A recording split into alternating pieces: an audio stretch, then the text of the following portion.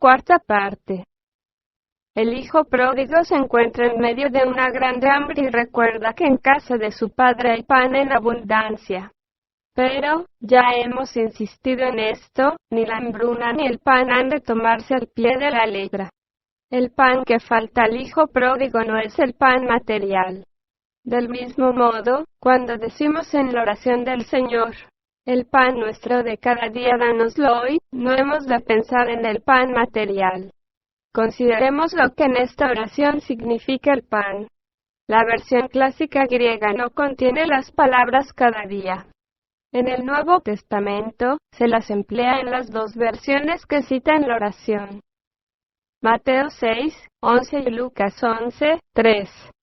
La palabra griega piousios es, como metanoia, un vocablo difícil de entender. No se puede traducirlo con facilidad.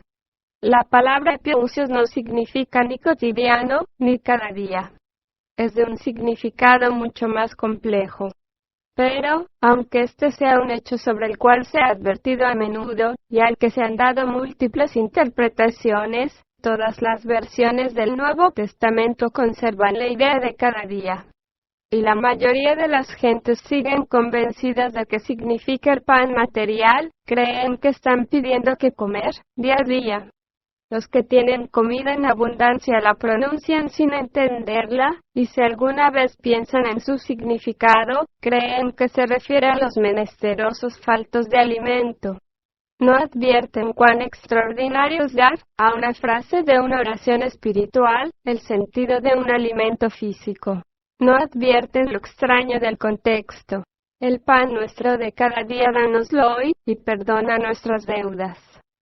El pedido del pan nuestro es el primer pedido personal de esta oración. Y, por lo mismo, es lo más importante. Le sigue el segundo pedido personal. Perdónanos. Es algo extraño. En pos del significado tan tremendo de las primeras líneas, de las que solamente hemos tocado una idea, que la voluntad de Dios no se hace en la tierra, la mayoría piensa que de pronto cambia todo el nivel de la oración, y que este verso pide alimentos físicos. A esto sigue una solicitud personal, que se nos perdonen nuestras deudas o pecados. Creen que la primera solicitud personal es física, y aunque se dan cuenta de que el perdón de los pecados ha de ser cosa mucho más grande, algo de índole espiritual, y por lo mismo psicológico en su sentido más hondo, no advierten nada extraño en el hecho de que este pedido de pan le preceda. Hay tres rogativas personales en esta oración. La primera es la del pan nuestro de cada día. La segunda es de un perdón y la tercera es de que no nos deje caer en tentación. Aquí termina la oración original. Posteriormente se le añadieron las palabras: porque tuyo es el reino, el poder y la gloria, por todos los siglos. Amén. En la parábola del hijo pródigo, se ve claramente que cuando el hombre se vuelve y va en sentido contrario, y esta reversión se presenta con igual claridad en su forma pictórica externa, va hacia donde hay pan en abundancia. Huye de la grande hambre que está sufriendo. Pero, ¿de qué pan se trata? La palabra calificadora es piousios, pésimamente traducida al castellano, pues de ninguna manera significa de cada día. La idea de piousios es la que define la naturaleza de este pan. Procuremos entender su significado. Se divide en dos partes. Epiousios. En griego, la palabra ousios quiere decir lo que es propio de uno. Su sentido es más bien legalista, y se refiere a lo que constituye la propiedad de una persona en particular. Si tomamos el derivado de esa palabra en esta forma, y hasta este punto, tendremos un sentido completamente nuevo para la primera súplica personal. Al orar, el pan nuestro de cada día dánoslo hoy, se está en realidad pidiendo lo que es propio, lo de uno, y de ninguna manera pan material. Se pide alimento para lo que es uno. Si se la formula en esta inteligencia, la súplica comienza a tener un significado especialmente profundo, en una vida en la que nada es lo que parece ser y en la que todos llevan una existencia artificial y real, pues hace ya mucho tiempo que perdieron lo que les es propio y no recuerdan nada. Tomemos nota de que, en esta oración, las primeras frases son un reconocimiento de que existe la posibilidad de un superior nivel de vida, que hay poderes o potestades por encima o sobre el nivel de la humanidad. Y así, esto indica que el hombre puede alcanzar un nuevo estado. También se pide que la voluntad de Dios se haga en la tierra, o sea, se pide que se haga individualmente en el hombre, en la tierra del hombre sensual. Enseguida viene la primera súplica personal, la de lo propio, o sea lo real de uno mismo. Se pide alimento para esta propia realidad. Por consiguiente, no se pide un pan corriente, sino alimento que pueda nutrir el desarrollo interior, el crecimiento interno, del propio ser, en su propio pensamiento, sentimiento y entendimiento. Si esta transformación o renacimiento de que hablan los evangelios en cada línea es un hecho posible, ha de haber, necesariamente, en el hombre algo interno muy cercano, algo que le toca y que si él pudiese oírle, sentirle y comenzar a entenderle y seguirle, le conduciría a la metanoia, a su retorno, y de este modo a un sentido completamente nuevo de sí el significado de su vida en la tierra. En la palabra epiousios, la partícula epi denota, en su sentido más primitivo, posición. La posición de cualquier cosa que descansa sobre alguna otra. O sea que es algo que está por encima de esta última, y que la toca. De modo que el significado completo de esta palabra, traducida por cada día, significa, con relación a la palabra pan, aquello que es lo real en el hombre, lo que él es propio, lo que ha perdido y que está encima de él y le toca. Y esta parte de la oración es una súplica personal para sentir lo que se ha perdido, para volver este sentimiento perdido y sentirlo ahora, en este día, en este momento. Pues dicho sentimiento es en verdad alimento, no material por cierto, sino el alimento que da vida al hombre, que hace que el hombre viva. Cuando el hijo menor de la parábola volvió en sí, sintió los primeros destellos de esta emoción, de este alimento que ya había olvidado, y así retomó y volvió a reconocerlo de nuevo. Quinta parte. La parábola del mayordomo infiel. Esta parábola trata de un hombre que fracasa y de la dirección que sigue cuando fracasa. Se da inmediatamente después de la parábola general del hijo pródigo, la cual muestra a un hombre que vuelve en sí y retorna. Pero este retorno se representa solo en principio. El hijo pródigo despierta y retorna y su padre lo ve de lejos y le da la bienvenida. Mas nada dice acerca de las dificultades que ofrece tal retorno. Muestra únicamente el triunfo y el consiguiente regocijo que produce el encuentro de lo perdido y de lo que estaba muerto y ha revivido. La parábola del mayordomo infiel es acerca de un hombre que falla y que, enseguida, obra de modo que se le alaba. Se considera la parábola más difícil y compleja de todas. Dice así: dijo también a sus discípulos: había un hombre rico que tenía un mayordomo, y éste fue acusado ante él como disipador de sus bienes. Entonces le llamó, y le dijo: ¿qué es esto que oigo acerca de ti? Da cuenta de tu mayordomía, porque ya no podrás más ser mayordomo. Entonces el mayordomo dijo para sí: ¿qué haré? Porque mi amo me quita la mayordomía. Cavar, no puedo. Mendigar, me da vergüenza. Ya sé lo que haré para que cuando se me quite de la mayordomía, me reciban en sus casas. Y llamando a cada uno de los deudores de su amo, dijo al primero: ¿cuánto debes a mi amo? Él dijo: 100 barriles de aceite. Y le dijo: toma tu cuenta, siéntate pronto, y escribe 50. Después dijo a otro: ¿y tú, cuánto debes? Y él dijo: 100 medidas de trigo. Él le dijo: toma tu cuenta y escribe 80. Y alabó el amo al mayordomo malo por haber hecho sagazmente, porque los hijos de este siglo son más sagaces en el trato con sus semejantes que los hijos de luz. Y yo os digo, ganad amigos por medio de las riquezas injustas, para que cuando éstas falten, os reciban en las moradas eternas. El que es fiel en lo muy poco, también en lo más es fiel. Y el que en lo muy poco es injusto, también en lo más es injusto. Pues si en las riquezas injustas no fuisteis fieles, ¿quién os confiará lo verdadero? Y si en lo ajeno no fuisteis fieles, ¿quién os dará lo que es vuestro?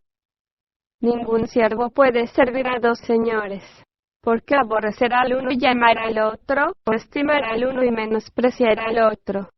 No podéis servir a Dios y Mamón. Lucas 16, 1 al 13. Como puede verse en los comentarios que hace Jesús, trata acerca de las riquezas de verdad y de lo que es lo propio, en contraste con las riquezas de maldad y lo que es ajeno. Y si en lo ajeno no fuisteis fieles, ¿quién os confiará lo vuestro? Como ya se ha dicho, se diferencia de la parábola del hijo pródigo en que trata del fracaso y cómo se puede hacerle frente.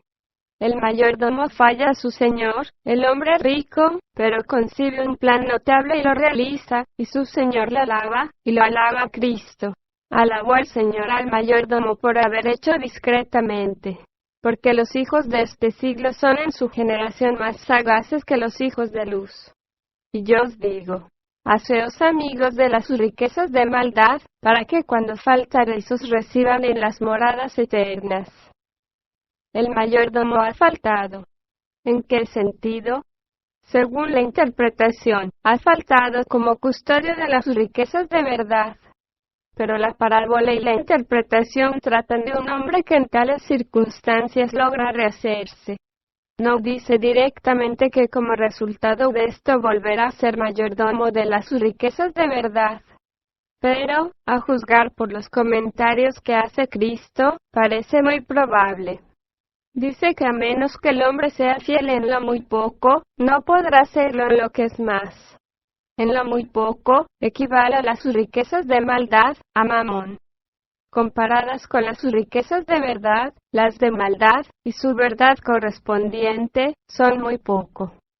Pero, a menos que el hombre consiga ser fiel a estas riquezas de maldad, no podrá esperar tenerlas de verdad, ni lo que le es propio. Tomemos nota de la palabra fiel, que tiene conexión con todo el sentido de fe en los evangelios. Ya hemos tratado acerca de la fe. Pero en esta parábola, no quiere decir la eficiencia práctica, y no trata de eso. Aun en su sentido más burdo y mundano, implica una confianza y una creencia que están por encima de lo evidente. En la vida ordinaria, se considera que un hombre es fiel, asociando la fe a la tentación. O sea, cuando se ve tentado a no creer en lo que hace, y así, no conserva su confianza.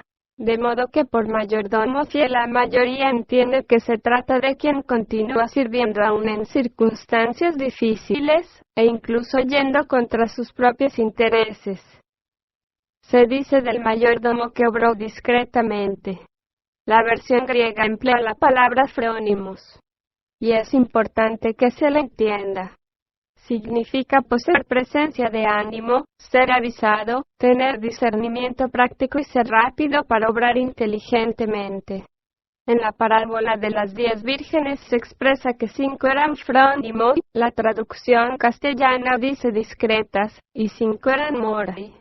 La palabra frónimo se da muy a menudo en los evangelios, y siempre con un sentido esencialmente importante. En Mateo 24, 45, se emplea aludiendo a un siervo. En la versión castellana aparece el término prudente, que ha de velar, mantenerse despierto, para que no roben la casa de su señor. ¿Quién pues es el siervo fiel y prudente al cual puso su señor sobre su familia? Etcétera. La palabra griega sophos, que a menudo se da como sabio, prudente, etc., tiene un significado distinto, como cuando Jesús dice, Yo te alabo, oh Padre, Señor del cielo y de la tierra, porque escondiste estas cosas de los sabios y entendidos, y las has revelado a los niños. Lucas 10:21. En la versión griega el término que se emplea para sabios es sofos y resulta evidente que sabios no está bien usado y conduce a graves errores. Frónimos es una palabra que se usa en los evangelios de un modo muy especial, y que se refiere a una cualidad que las gentes que quieren seguir la enseñanza de Cristo han de tener.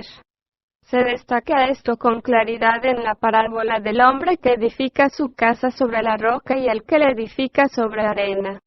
Jesús dice, Mateo 7:24. Cualquiera pues que me oye estas palabras y las hace, le compararé a un hombre prudente, que edificó su casa sobre la roca y descendió la lluvia y vinieron ríos, y soplaron vientos y combatieron aquella casa y no cayó. Aquí Frónimos es sabio. De todo esto, y de otros ejemplos que podrían citarse, es obvio que, desde que el mayordomo fue llamado, esto significaba, técnicamente, algo de gran importancia en este lenguaje utilizado por Cristo. Indica una elevada cualidad en el mayordomo, y que se hace manifiesta en el momento preciso, y de un cierto modo, correcto. El mayordomo obró de un modo conscientemente inteligente. Obró de una manera consciente. Muchos comentaristas afirman que la palabra solo quiere decir prudente, pero significa muchísimo más. Se dice que el mayordomo obró discretamente. Se habla de su discreción, o discernimiento, de una manera directa. Pero en el comentario y en forma indirecta se le llama fiel. No se pueden desconectar estas dos expresiones que definen al mayordomo. Al hacer lo que hace no solamente es inteligente, sino también fiel. ¿Fiel en qué? Se indica en la frase, el que es fiel en lo muy poco, también en lo más es fiel. Al cabo, en lo que hizo, el mayordomo fue fiel en lo muy poco. Y este muy poco es Mamón o las riquezas de maldad. Hubo de dejar su mayordomía, o su custodia de las riquezas de verdad, y sin quejarse retornar al mundo.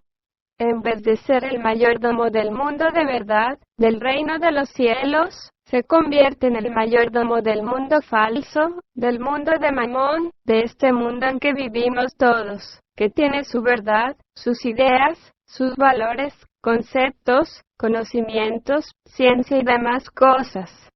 Por esta razón, tras obrar como obró, se le alaba y se le llama el mayordomo de las riquezas de maldad. La traducción que conocemos, mayordomo infiel o mayordomo malo, está mal. En ninguna parte de la versión original griega se le llama así. Después de su acción se le denomina oikomonos tesadiquías, y esto significa mayordomo de lo que no es cierto. Y en el versículo siguiente, la frase es Mamonas tesadiquías, mamón de lo que no es cierto. Se ha convertido en mayordomo del mundo, que no es el verdadero, y se le llama fiel en lo muy poco, o las malas riquezas. Y Jesús dice que si uno no aprende a ser fiel en lo muy poco, no podrá serlo en lo demás, en las verdaderas riquezas. El hombre ha de aprender de la vida todo lo que pueda, saber cuánto pueda saber del conocimiento y de la verdad que corresponde en este mundo, antes de poder aventurarse con seguridad en el mundo de una verdad superior, de un conocimiento superior.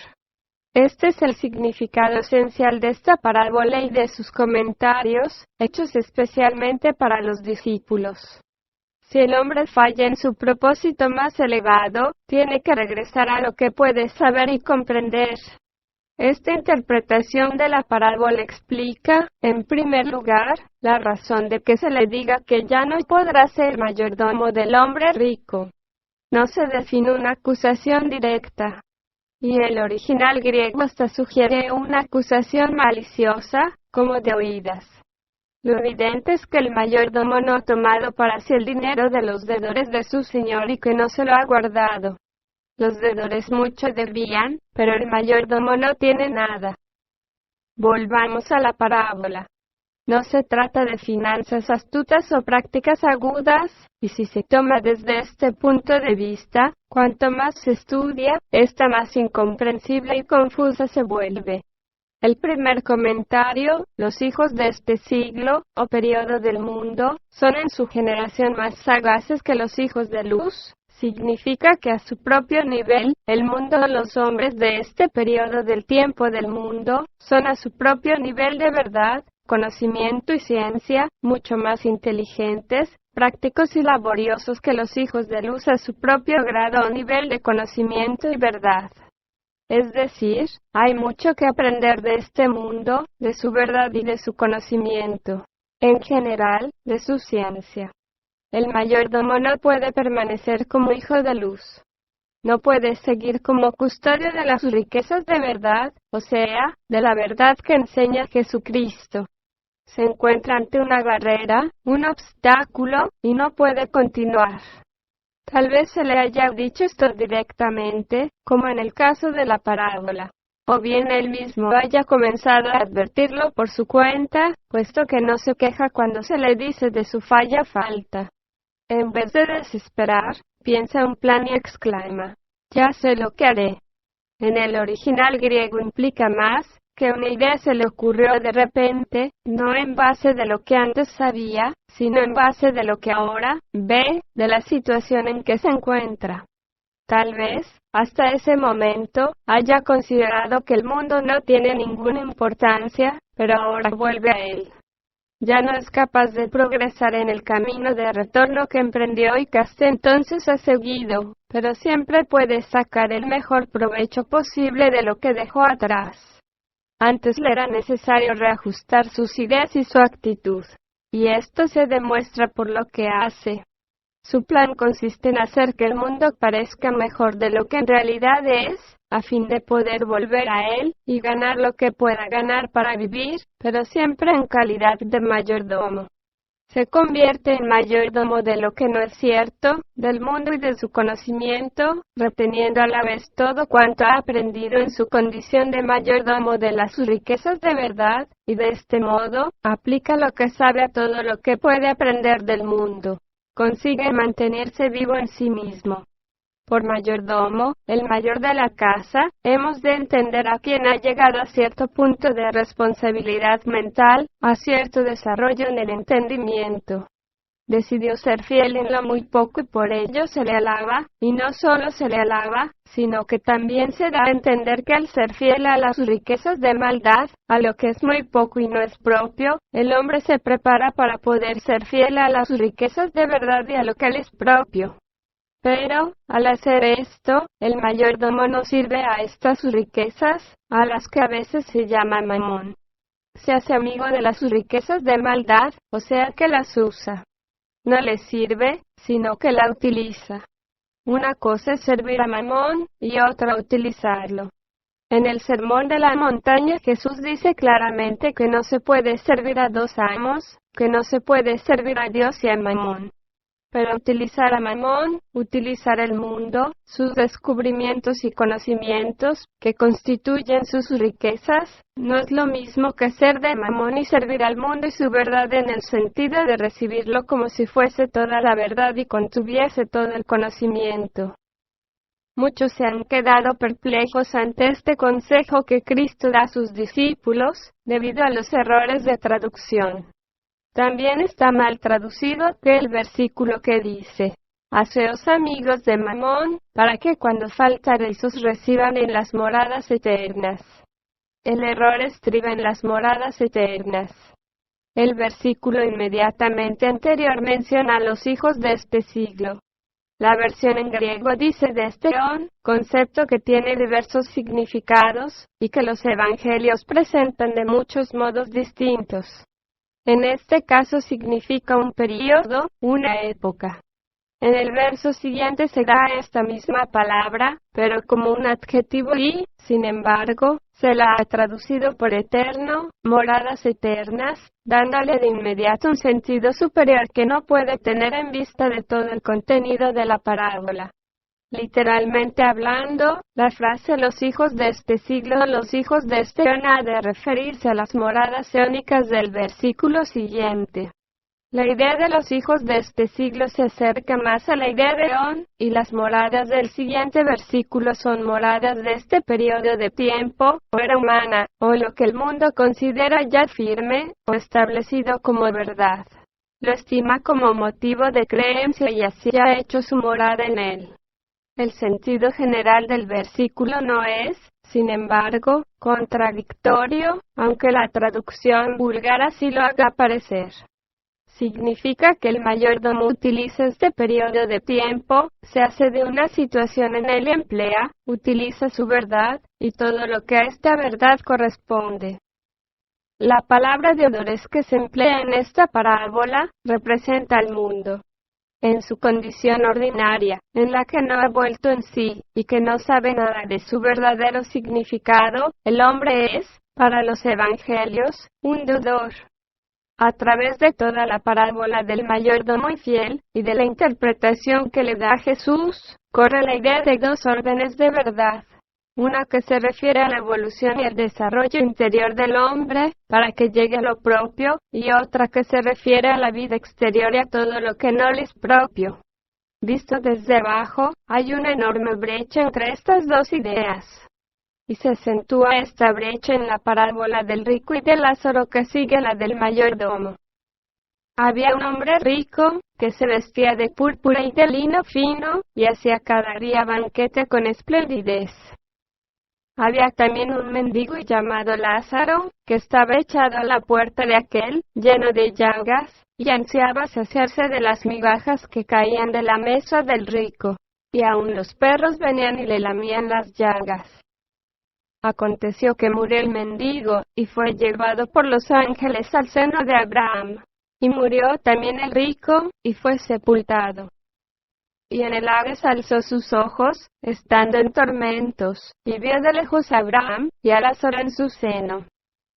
Entonces él, dando voces, dijo: Padre Abraham, ten misericordia de mí, y envía a Lázaro para que moje la punta de su dedo en agua, y refresque mi lengua, porque estoy atormentado en esta llama. Pero Abraham le dijo: Hijo, acuérdate que recibiste tus bienes en tu vida, y Lázaro también males. Pero ahora estés consolado aquí, y tú atormentado. Además de todo esto, una gran cima está puesta entre nosotros y vosotros, de manera que los que quisieren pasar de aquí a vosotros, no pueden, ni de allá pasar acá. Entonces le dijo: Te ruego, pues, Padre, que le envíes a la casa de mi padre, porque tengo 5 hermanos, para que les testifique, a fin de que no vengan ellos también a este lugar de tormento. Y Abraham le dijo: A Moisés y a los profetas tienen, óiganlos. Él entonces dijo: No, Padre Abraham, pero si alguno fuere a ellos de entre los muertos, se arrepentirán. Lucas 16, 19, 30. Es imposible pasar de una verdad terrenal a la verdad de que habla Jesús, pues lo inferior no puede comprender a lo superior. Pero la verdad superior sí que puede comprender a la inferior y utilizarla. De modo que, al fin y al cabo, lo que hace el mayordomo es comprensible. El Evangelio considera deudor a todo el que permanece en la ignorancia de una verdad superior. Y aun cuando la verdad superior es algo que se ha sembrado siempre en el mundo, y las gentes leen y se enteran de ella, no la entienden. Por este motivo en la parábola del rico y de Lázaro dice Jesús que, aunque un hombre se levante de entre los muertos, las gentes no se persuadirán de lo superior. Es decir, no cambiarán de manera de pensar. Lucas 16, 31. Mas Abraham le dijo: Si no oyen a Moisés y a los profetas, tampoco se persuadirán aunque alguno se levantare de los muertos. Se considera que con relación a una verdad superior, todos los hombres son deudores, o sea, con relación a una posibilidad superior que llevan en sí mismos. Si el hombre permanece inferior a sí mismo, está en deuda consigo mismo. Si, por ejemplo, sabe algo más o mejor, y obra peor contra lo que sabe, se endeuda consigo mismo. Se endeuda con lo mejor de sí y con su mayor comprensión. Esto es lo que causa la infelicidad a muchos, pues es algo que la mayoría siente, pero en realidad no saben qué es lo que deben, ni por qué están en deuda consigo mismos. Pero los evangelios enseñan que el hombre ha de someterse a una evolución interior que comienza con la metanoia y termina con el renacimiento y el reino de los cielos. Su punto de vista es que todos, sin excepción, son deudores. Hay muchas parábolas acerca de las deudas y una de ellas compara al hombre con uno que debe millones. En la oración del Señor, la segunda petición es perdonar las deudas de uno. Es decir, en el griego literal es, tener todo lo que uno debe, cancelado, completamente amortizado, que es el verdadero significado del perdón. El mayordomo no puede liquidar todas las deudas de los deudores, pues eso sería pretender que el mundo es justo, que nada debe y que es lo mismo que el reino de los cielos. Pero las disminuye en cuanto a sí mismo, a su entendimiento. Redime parte de la deuda. Presenta las cuentas haciendo aparecer en ellas que los deudores, el mundo, deben menos. Y de este modo, tiende un puente entre las riquezas del verdadero conocimiento y el mundo. No se altera ante el inminente despido, ni cambia su actitud hacia las riquezas de verdad. Le queda una oportunidad y la aprovecha. Sigue siendo un mayordomo fiel, solo que ahora vuelve su conocimiento hacia el mundo, hacia las riquezas de maldad, y se convierte en un mayordomo de este mundo. Con tal fin comienza deliberadamente a ver la vida como un deudor que debe menos de lo que es su deuda, la ve mejor de lo que es, ve a las gentes mejor de lo que son y utiliza el conocimiento del mundo a la luz del suyo propio, o sea, a la luz del conocimiento que ha obtenido como mayordomo en el mundo de verdad, o de las riquezas de verdad. Así comienza a utilizar a Mamón, o las riquezas de maldad. Y por esto le alaba Jesús. Pero se presenta a los fariseos entendiendo mal lo que Jesús enseña, y creen que se refiere a riquezas materiales, que habla de las riquezas del mundo, o sea, de dinero nada más. Y oían también estas cosas los fariseos, los cuales eran avaros, y se burlaban de él. Lucas 16:14. Supongamos que un hombre entra quizás a una escuela esotérica, o a un monasterio, y se somete a cierta disciplina a fin de lograr una verdad superior.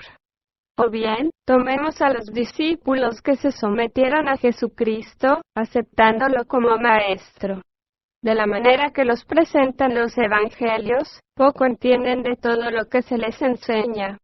¿Qué podría ser un hombre en estas circunstancias, si se le dice que ya no puede continuar? Supongamos que sabe algo, que ha logrado algún entendimiento, y que tal vez haya alcanzado una situación como la del mayordomo de la parábola. De pronto se le acusa, se inventa maliciosamente algún cargo en su contra, sin que se pueda verificar si es cierto o no.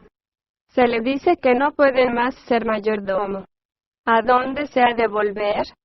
Quizás hasta ese momento pensara que la vida y sus verdades son cosa inútil. Hasta puede darse el caso de que esta sea la razón de que haya buscado una verdad de otro orden. Puede ser que la vida le haya herido, y que ya no sea capaz de hacer nada en ella. O quizás tenga muy poca experiencia del mundo.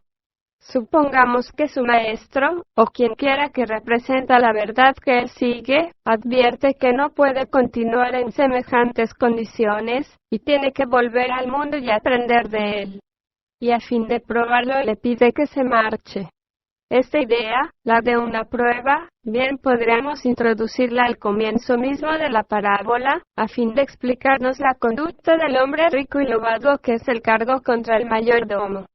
Se va a comportar malamente, va a convertirse en un ser débil, a quejarse o considerar que se le ha tratado injustamente, y a buscar modos de justificarse. Tomemos nota de la referencia que el versículo 15 hace de los fariseos.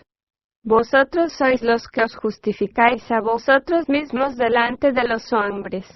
Mas Dios conoce vuestros corazones, porque lo que los hombres tienen por sublime, delante de Dios es abominación.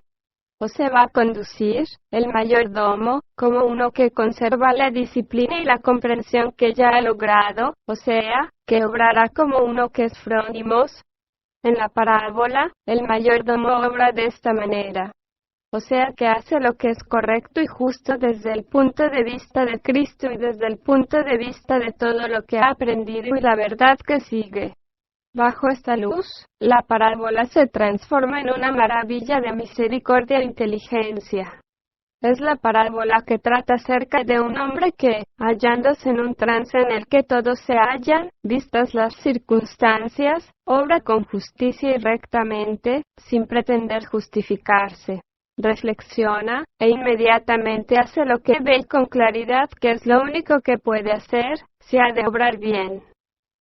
Nota la parábola del mayordomo infiel.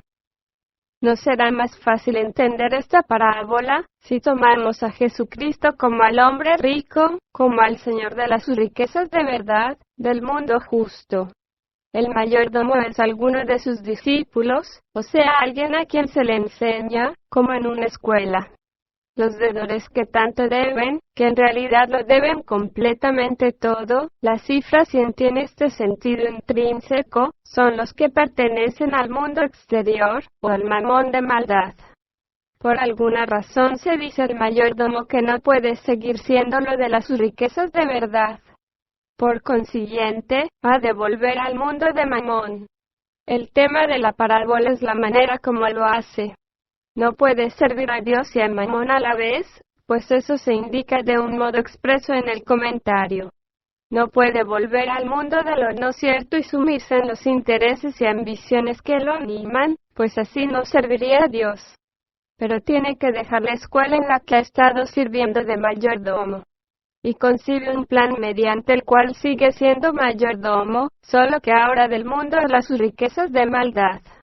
Y cuando lo ha puesto en práctica, cuando lo ha realizado, se le llama el mayordomo del mundo injusto, el mayordomo de lo de Mamón, pero en forma alguna, el mayordomo malo como se ha traducido. Su plan le permite utilizar el mundo injusto y por eso Jesús lo llama frónimos, o sea hábil, inteligente, agudo. Se hace amigo de Mamón y se le recibe en la morada de este siglo, y no en la eternidad. ¿En qué consiste este plan? Lo que el mayordomo resuelve hacer es bueno, es un buen plan, puesto que Jesús lo alaba y comenta que quien no es fiel en lo muy poco, no podrá hacerlo en lo mucho y, por lo mismo, no podrá recibir las riquezas de verdad. El plan que el mayordomo lleva a cabo en lo muy poco, o sea, con relación a Mamón o a los deudores, se conecta en los propios comentarios de Jesús con la idea de ser fiel. El plan es que el mayordomo resuelve perdonar algunas de las deudas de los hijos de este siglo, empleando su autoridad para que las reduzcan en un tanto. El significado extraordinario y profundo que contiene esto, es que el mayordomo arroja sobre sí mismo parte de estas deudas. Se hace responsable de una porción de las faltas del mundo, y de este modo, hace que todo sea posible para ellos, los deudores. Esto es ser fiel en lo muy poco, pues la idea de la fe en los evangelios, es relacionada a menudo con el poder de hacer que las cosas del mundo sean menos de lo que son. En los evangelios siempre se significa que el poder de la fe es un poder transformador. El mayordomo es fiel en lo muy poco porque ha transformado la situación de algunos de los deudores. En virtud del conocimiento obtenido acerca de las riquezas de verdad, el mayordomo ha hecho posible que los deudores de su Señor tengan un nuevo punto de partida. Mediante el poder de su fe hace la vista gorda ante muchas cosas, y hasta aquellas que algunos de los deudores también saben. De este modo continúa siendo mayordomo, pero de Mamón y de los deudores. Y en la idea de hacerse amigo de las riquezas de maldad, también va implícito otro significado, que reteniendo el conocimiento obtenido como mayordomo de las riquezas de verdad, y sin tornarse negativo hacia lo que ha sufrido personalmente, se vuelve hacia el conocimiento del mundo y de los hijos de este siglo que son más próximos, más sagaces y más hábiles, a su modo, que los hijos de luz. Pues si el hombre ha obtenido algún conocimiento y comprensión de las riquezas de verdad y no las niega, aun bajo las pruebas más difíciles, hallará que todo lo que lee y estudia, cuanto pertenece al mundo corriente, le ayuda y le confirma en su punto de vista. Porque en virtud de lo que ha aprendido, podrá discriminar entre lo útil y lo inútil, entre lo verdadero y lo falso. Tendrá un ejemplo de apoyo que se lo haga posible. La parábola trata de un hombre en cierta etapa de desarrollo, o sea, de quien ha emprendido el regreso y ha recorrido cierto trecho del camino que, con tan singular claridad, muestra la parábola del hijo pródigo. Llega un punto en que se le dice que vuelva al mundo. El punto central de esta discusión es, ¿cómo lo hace? La parábola muestra que tal hombre, en tan difícil situación, lo hace como es debido.